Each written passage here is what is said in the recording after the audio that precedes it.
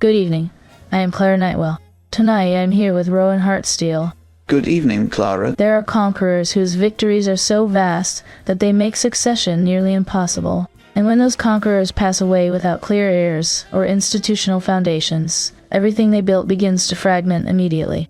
Tonight, we turn to a king who crossed 3 continents in 13 years, defeated the greatest empire of his age, and whose life ended before he could stabilize what he had taken.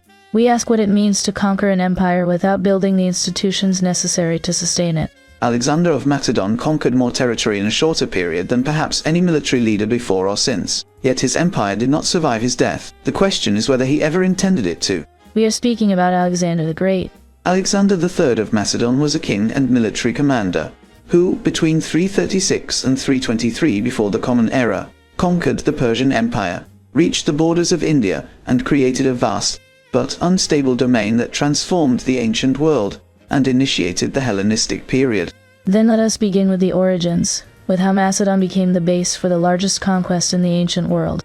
Alexander was born in 356 before the Common Era in Pella, the capital of Macedon, a kingdom on the northern periphery of the Greek world. His father was Philip II, a king who transformed Macedon from a weak, internally divided kingdom into the dominant military power in Greece. Philip's achievement is often overshadowed by his son, but Alexander's conquest would have been impossible without the foundations Philip built. Philip reformed the Macedonian army, creating the phalanx, a formation of heavily armed infantry, wielding long pikes called sarissas. He professionalized warfare, turning soldiers into full-time fighters rather than seasonal farmers. He developed combined arms tactics, integrating cavalry, infantry, and siege equipment. So Alexander inherited not just a kingdom, but a military system already proven in battle. Exactly. Philip also gave his son an extraordinary education. Alexander was tutored from age 13 by Aristotle, who had been invited to Macedon specifically for that purpose. Aristotle taught him philosophy, ethics, medicine, and literature. Alexander reportedly carried a copy of the Iliad with him on campaign, a gift from Aristotle. The ancient epics were not entertainment for Alexander.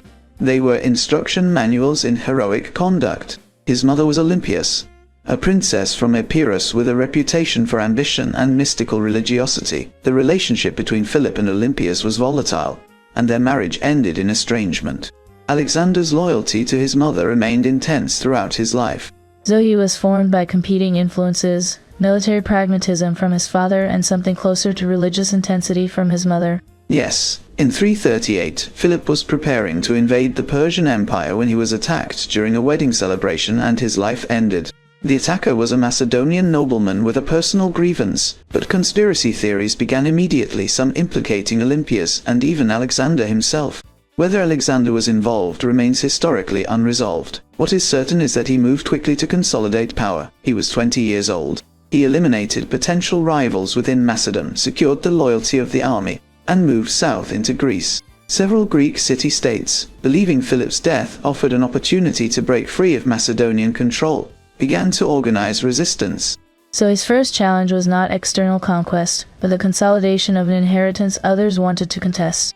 Exactly. The destruction of Thebes sent a clear message to the rest of Greece. Resistance would not be tolerated. The other city-states submitted. Alexander was confirmed as hegemon, the leader of the Greek alliance his father had constructed. With Greece secured, Alexander turned to the project his father had begun: the invasion of the Persian Empire, the largest and wealthiest state in the known world. So the invasion of Persia was not Alexander's original ambition. It was inherited from Philip. Yes, though Alexander pursued it with an intensity Philip might not have matched. In 334, Alexander crossed the Hellespont into Asia Minor, with an army of approximately 35,000 infantry and 5,000 cavalry. His first major engagement was the Battle of the Granicus River, where he faced a Persian force defending the crossing. Alexander led the cavalry charge personally, a pattern he would repeat throughout his campaigns. He was nearly taken during the initial assault but survived through a combination of skill and fortune. The victory at Granicus opened Asia Minor. Alexander moved south along the coast, liberating Greek cities from Persian control and securing his supply lines. Many cities surrendered without resistance. So the campaign began not as a rush toward the Persian heartland, but as a methodical consolidation of the western territories. Exactly. The decisive confrontation came in 333 at the Battle of Issus near the modern border between Turkey and Syria. Darius III, the Persian king, led his army personally to meet Alexander. The Persian army was significantly larger, but the battlefield's narrow coastal plain negated that numerical advantage. Alexander again led the cavalry charge directly at Darius. The Persian center broke. Darius fled the field. Darius left behind his family, his royal tent and his treasury. Alexander captured them all. He treated Darius's mother and wife with respect, a gesture calculated to demonstrate that he was not a barbarian invader, but a legitimate claimant to power. So even in conquest, Alexander was already performing the role of a ruler, not merely a destroyer. Yes. After Issus, Darius sent envoys offering Alexander control of the western half of the empire in exchange for peace. Alexander refused. He would accept nothing less than the whole. Rather than pursuing Darius immediately, Alexander turned south into the Levant. He besieged Tyre, a heavily fortified island city that controlled Mediterranean trade.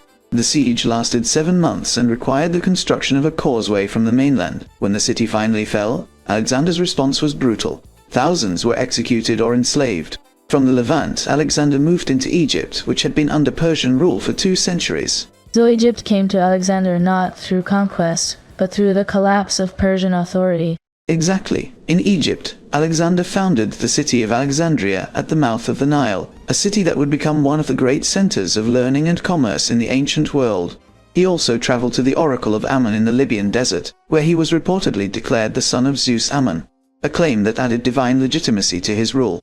Whether Alexander believed this claim sincerely or manipulated it for political advantage is impossible to determine. What matters is that he used it.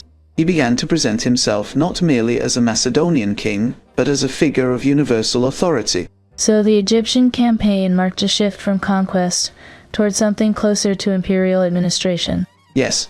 From Egypt, Alexander turned east to confront Darius for the final time. The 2 armies met at Gaugamela in 331, in northern Mesopotamia. Darius had assembled the largest army he could muster, drawing forces from across the empire. The battlefield was open plain, chosen to allow Darius to use his numerical superiority and his chariots. Persian engineers had even leveled the ground in advance. The battle was hard fought and Alexander was nearly surrounded at one point, but once again he led a cavalry charge directly at Darius. Once again Darius fled. The Persian army disintegrated. So Gaugamela was not just a military victory, it was the collapse of the Persian monarchy as a functioning institution. Exactly. After Gaugamela, the great Persian capitals fell in succession. Babylon, Susa, Persepolis. Alexander entered them as conqueror and was proclaimed king of Asia. At Persepolis, the ceremonial capital, Alexander allowed his troops to loot the city. The destruction of Persepolis symbolized the end of the Achaemenid dynasty. Darius fled east, pursued by Alexander. But before Alexander could reach him, Darius was taken and ended by his own governors, who hoped to negotiate with Alexander from a position of having removed the failed king. Alexander found Darius already gone. He covered the body with his own cloak, a gesture of respect for the man he had destroyed. So Alexander presented himself as the rightful successor to Darius, not merely his conqueror. Yes, and that presentation was not merely symbolic. Alexander began to adopt Persian administrative structures and court customs. He appointed Persians to positions of authority. He encouraged marriages between his Macedonian officers and Persian noblewomen. He himself married Roxana, a Bactrian princess. This policy of cultural fusion created serious tension within the Macedonian army. Many of his officers and soldiers saw themselves as conquerors, not as administrators of a hybrid Greek-Persian state. They resented the adoption of Persian customs, which they viewed as submission to the people they had defeated. So the more Alexander behaved like a universal monarch, the more he alienated the army that had made him one. Exactly. Several of his closest companions were executed for real or alleged conspiracies. The most notorious case was Clytus, one of Alexander's oldest friends, who had saved his life at the Granicus. During a drunken argument, Clytus accused Alexander of betraying Macedonian values. Alexander ran him through with a spear. Alexander reportedly regretted the act immediately, and fell into a period of mourning so intense his officers feared for his sanity. But the killing revealed the depth of the tension between Alexander's imperial ambitions and his Macedonian base. Rather than consolidate his control over the territories he had taken, Alexander continued east. He invaded Bactria and Sogdiana, regions in modern Afghanistan and Central Asia, where he faced years of guerrilla resistance. So the campaign stopped being a series of decisive battles and became a grinding counterinsurgency. Yes, the fighting in Central Asia was brutal and costly. Alexander founded cities, mostly garrison towns, to control the territory. but the region never fully submitted. The campaign wore down the army and tested their loyalty to breaking point. From Bactria, Alexander turned toward India. He crossed the Hindu Kush mountains and entered the Punjab in 326. He defeated the Indian king Porus at the Battle of the Hydaspes, a hard-fought engagement against an army that included war elephants. Alexander was impressed by Porus's courage and allowed him to continue ruling his kingdom as a vassal. It was another instance of Alexander attempting to build a structure of indirect control rather than direct occupation. So even at the edge of the known world, Alexander was still trying to construct an administrative framework. Yes, but the army had reached its limit. When Alexander announced his intention to continue east toward the Ganges, the Macedonian soldiers refused to go further. They had been campaigning for 8 years. Many were wounded, sick, or simply exhausted. Alexander reportedly shut himself in his tent for 3 days, waiting for the army to relent. They did not. He was forced to turn back. It was the only time in his life that his will was directly overruled. So, the limit of his empire was defined not by enemy resistance, but by the exhaustion of his own forces. Exactly. The return journey was nearly as costly as the conquests had been. Alexander led part of the army through the Gedrosian desert, a disastrous march that resulted in heavy casualties from heat, thirst, and starvation. When Alexander returned to Babylon in 323, he began planning new campaigns. He intended to invade Arabia. He was organizing the administration of his vast territories. But he was also showing signs of the physical and psychological toll the years of campaigning had taken.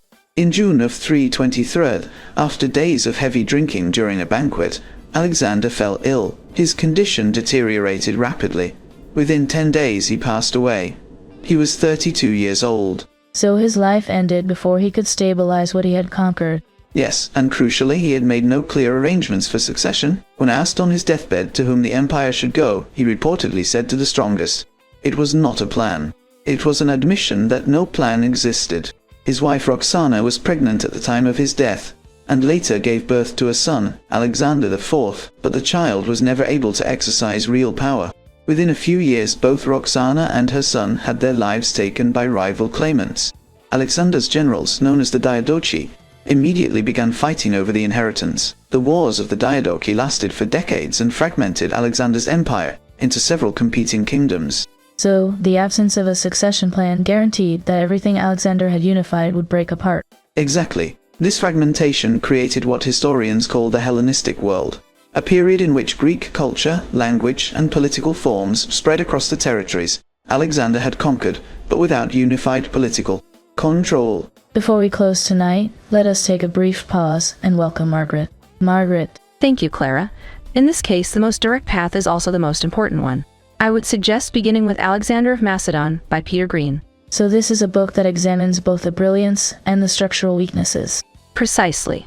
Green provides a critical and historically grounded analysis of Alexander's life and campaigns, examining his military brilliance alongside the structural weaknesses of his imperial project. The book situates Alexander within the political reforms of Philip II, the administrative realities of the Persian Empire, and the cultural tensions of East-West integration, separating legend from documented historical process. Is it accessible to someone coming to Alexander for the first time?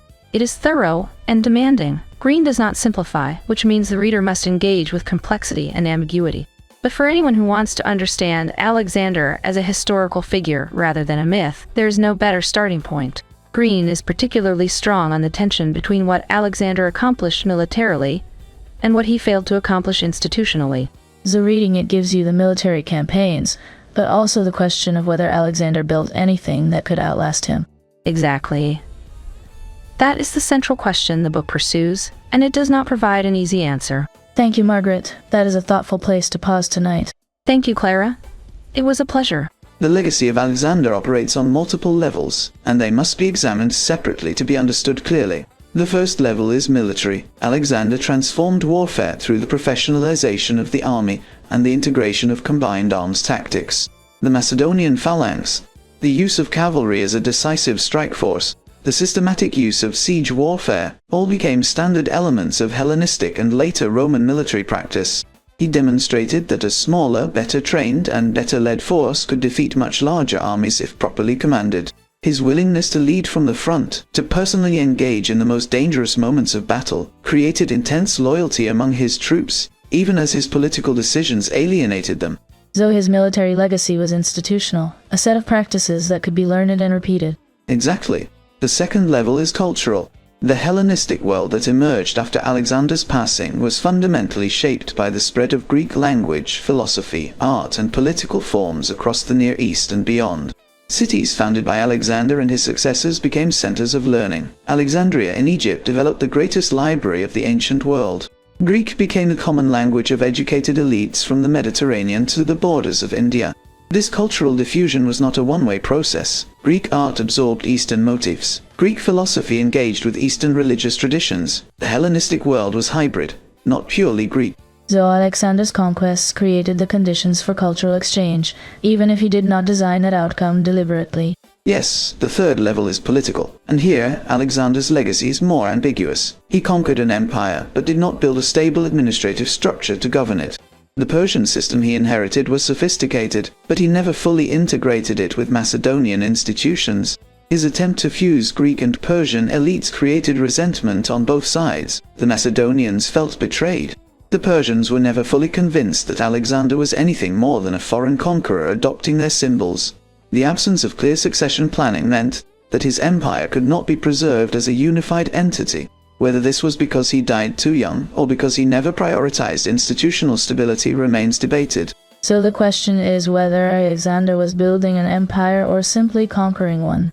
Exactly. The pattern of his campaign suggests a man driven more by the act of conquest than by the consolidation of power. He kept moving east, even when it became strategically irrational, even when his army begged him to stop. Later rulers studied Alexander obsessively. Julius Caesar reportedly wept upon seeing a statue of Alexander, lamenting that at the same age he had accomplished nothing comparable. Napoleon carried a biography of Alexander on campaign. Modern military academies still teach his battles. So Alexander became a standard against which ambition itself is measured. Yes, the empire fragmented within a generation. The Hellenistic kingdoms that succeeded him lasted centuries, but they fought each other constantly, and were eventually absorbed by Rome. The political unity Alexander achieved through force could not be sustained without him. The deeper question Alexander's life poses is whether conquest alone can ever create stability, or whether empires require something more foundational, institutions that can function without the presence of the founder. So Alexander's failure was not military, it was institutional. Exactly. He never built the bureaucratic, legal, and political structures necessary to govern what he had taken. Whether he ever intended to, or whether he was simply too young when he passed away, is unresolvable. What remains is a historical puzzle. Alexander achieved the most complete military victory in the ancient world. He crossed 3 continents, defeated the greatest empire of his age, and reached territories no Greek had ever seen. Yet within years of his passing, everything he had unified was divided. The paradox of Alexander is that his success was so complete it became impossible to sustain. No single successor could claim his authority. No institution could replace his personal charisma and military genius. The empire required Alexander, and when he was gone, it collapsed. So the empire was not a structure, it was an extension of one man. Yes, and that is both the achievement and the failure. Alexander demonstrated that one individual with sufficient will, ability, and fortune could reshape the known world. But he also demonstrated that such reshaping without institutional foundation cannot outlast the individual who accomplishes it. The Hellenistic world that followed Alexander was culturally richer, more connected, and more sophisticated than the world that preceded him. In that sense, his conquests had lasting effects. But the political unity he created was an illusion, sustained only by his presence. 2,000 years later, Alexander remains the archetype of the conqueror, the figure against whom all others are measured. But he is also a warning about the limits of individual ambition, unmoored from the slow work of building institutions that can survive the founder. Thank you for staying with us tonight. And thank you, Rowan, for guiding us through the life, the conquests, and the fragmentation of an empire that could not survive the man who built it. Alexander conquered the known world in 13 years, but he could not solve the problem of succession. And that failure ensured that everything he built would dissolve the moment his life ended. If this conversation stayed with you, you are welcome to like, comment, and subscribe. You will find other episodes here where history, ideas, and power are approached slowly. Until next time, stay with us.